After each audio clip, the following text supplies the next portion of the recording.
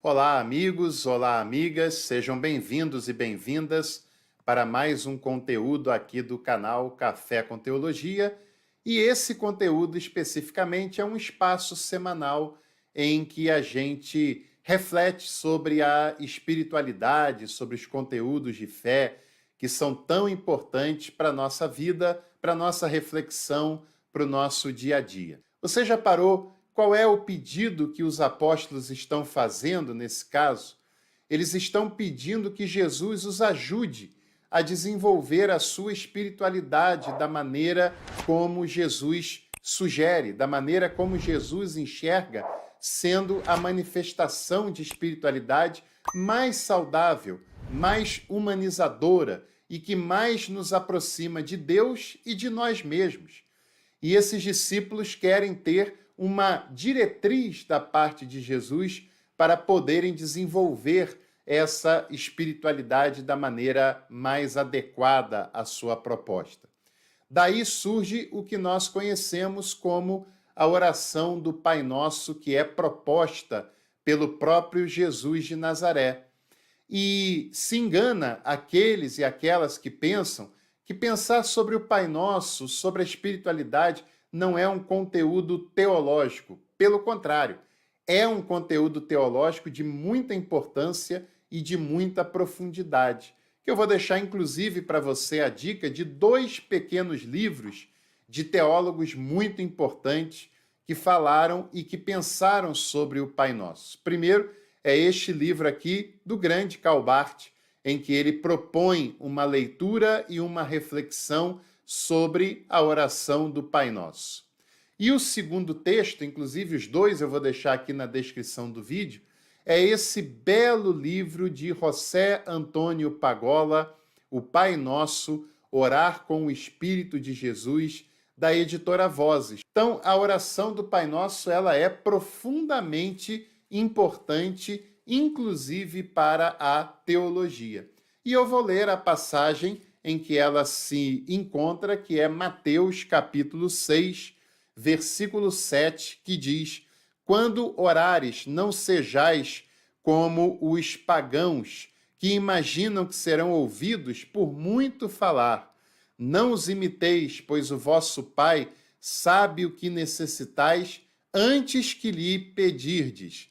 Vós deveis orar assim: Pai nosso que estais nos céus, santificado seja teu nome, venha a nós o teu reino, seja feita a tua vontade, assim na terra como no céu. Dai-nos hoje o nosso pão de cada dia, perdoa-nos nossas dívidas, pois também nós temos perdoado aos nossos devedores.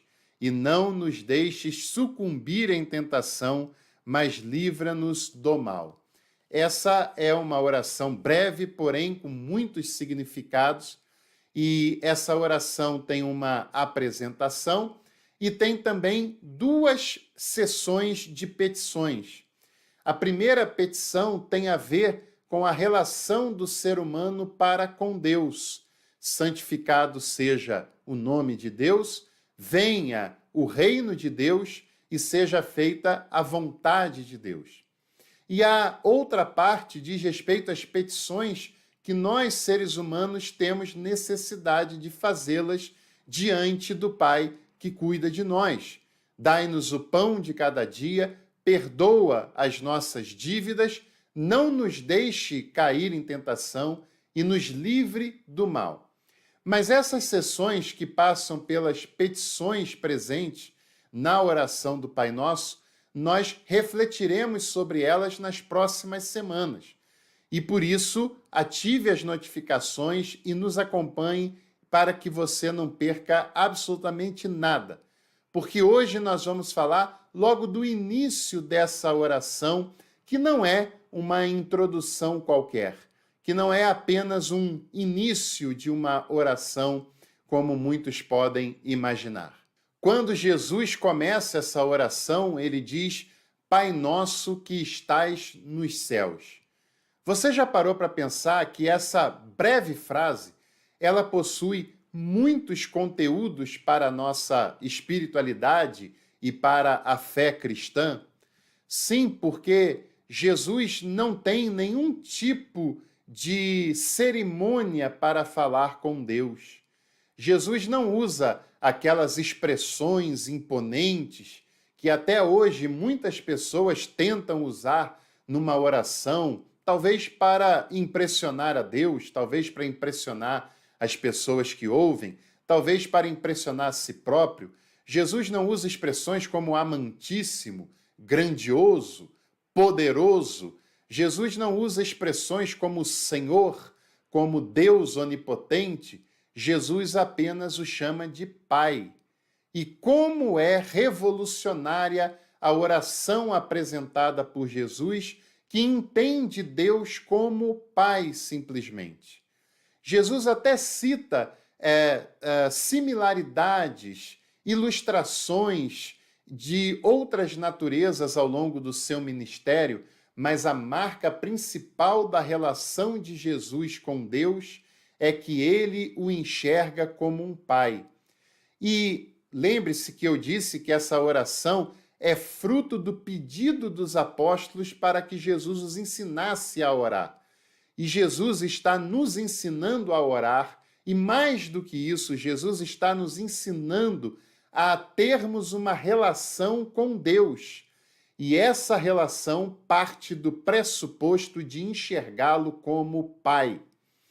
Porque essa não é uma oração e uma relação distante. Essa não é uma relação superficial. Essa não é uma relação cerimonial e nem tampouco uma relação marcada por uma série de liturgias. É uma relação de um filho diante do Pai. Uma relação de um filho diante do Pai é uma relação sem cerimônias, com intimidade, em que não há segredos, em que não há distância, em que não há nenhum tabu que não possa ser expresso diante de um Pai que o ama. Porque Jesus nos ensina que esse Pai não é como um pai humano, por melhor que tenha sido o meu e o seu pai, mas é um pai que cuida de nós, que não nos falta em nenhum momento, é um pai perfeito, é um pai que é nosso, e isso também tem implicações muito importantes para a nossa vida.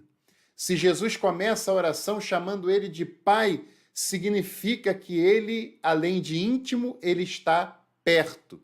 Porque pai para Jesus é o Abá.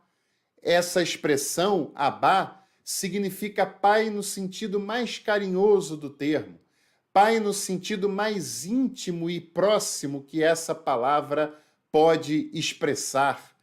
Porque essa palavra, Abá, era usada pelas criancinhas, pelas crianças com pouca idade, a se referir aos seus pais de maneira carinhosa, de maneira íntima, de maneira confiante, antes que as cerimônias, as liturgias e os distanciamentos da idade adulta pudessem separar a intimidade dessas criancinhas do relacionamento carinhoso com o seu pai. Jesus está nos ensinando que mesmo depois de adultos, nós não devemos perder a intimidade e a infantilidade de chamar Deus como Pai.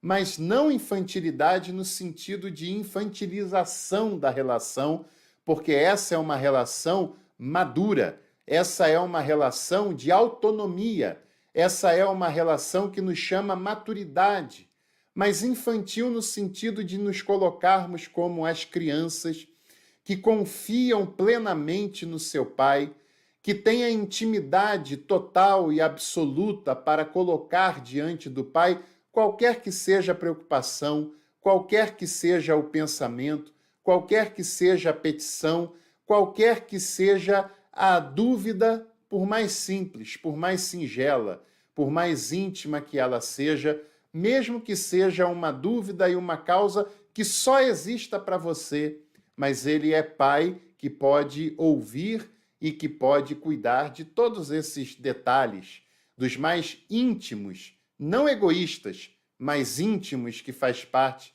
de todo ser humano. E ele nos ensina que esse Pai não é só meu, que ele não está ao meu serviço, que ele não está aqui para me infantilizar, para passar a mão na minha cabeça, mas o pai que é pai também chama o filho para o crescimento, também chama o filho para a maturidade, também chama o filho para poder caminhar em algum momento com as suas próprias pernas.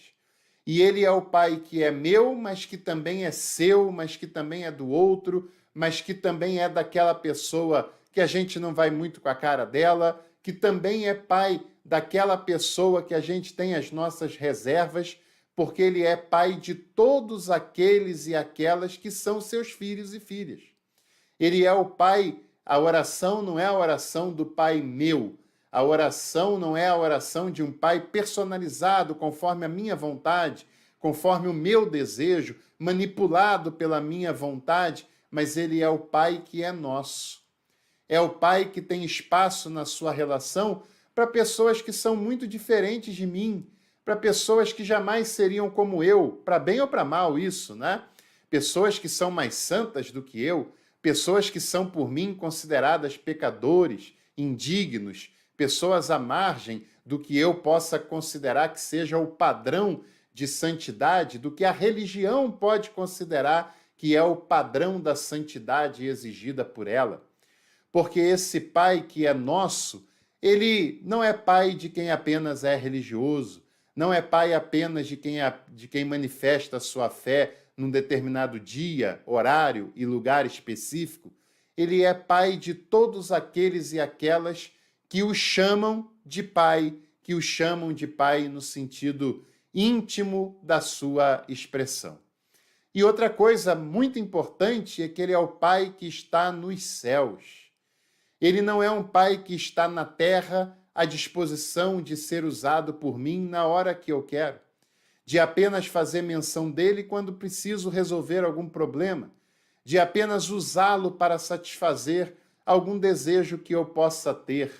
Ele está nos céus, ao mesmo tempo em que está dentro de nós e próximos a nós. Dizer que Deus é o Pai nosso que está nos céus significa que ele não está ligado a um lugar específico, que ele não está resumido a um templo e que nem habita num templo, seja ele qual for. Dizer que o Pai Nosso está nos céus significa que ele não pertence a um povo específico, a uma religião específica, a uma raça específica. O Pai que Jesus revela não é o pai dos cristãos, não é o pai dos judeus, não é o pai de quem frequenta templo, não é o pai que marca encontros num templo e num horário qualquer, que está submetido a doutrinas e dogmas de uma religião, seja ela qual for. Ele é o Pai nosso que está nos céus, onde seres humanos não podem manipular, não podem alcançar, não podem patentear, porque ele é pai e nós é que somos filhos, nós é que somos subalternos, nós é que estamos abaixo dele. Ele que é o pai grandioso, o pai amoroso, o pai que se compadece dos seus filhos. E se Jesus o chama de pai, significa que ele o enxerga como aquele que gera e que mantém a vida. E se assim o for, ele também pode ser chamado de mãe, porque a própria Bíblia chama o espírito de ruá, substantivo feminino, e fala sobre atividades maternas relacionadas a Deus. Se Deus é espírito, se ele não é ser humano, como nós somos e como nós costumamos falar, por que não dizer que Deus é pai? Por que não dizer que Deus é mãe? Que Deus é aquele que cuida?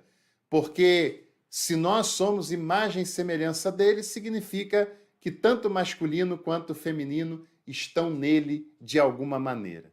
E Jesus nos ensina a confiar no seu amor, na sua misericórdia, a confiar na intimidade que nós devemos ter com ele, porque ele é um pai presente em todo o tempo, que não está a nosso serviço, mas está disposto a uma relação de amor e de intimidade, e é o pai que é pai de todos nós, não apenas dos que são espiritualizados, não apenas daqueles que se consideram santos. Ele é pai de todos aqueles e aquelas que se consideram filhos e filhas e que têm ele como pai. E se você gostou desse primeiro nosso vídeo da série, não se esqueça de dar o seu feedback, curtindo, se inscrevendo no canal e compartilhando esse conteúdo, porque eu sei que você conhece pelo menos alguma pessoa que se interessará em ouvir o que nós acabamos de dizer. Que você e a sua família tenham uma semana muito feliz, muito cheia de paz, com a presença do Pai Nosso em cada momento da sua semana.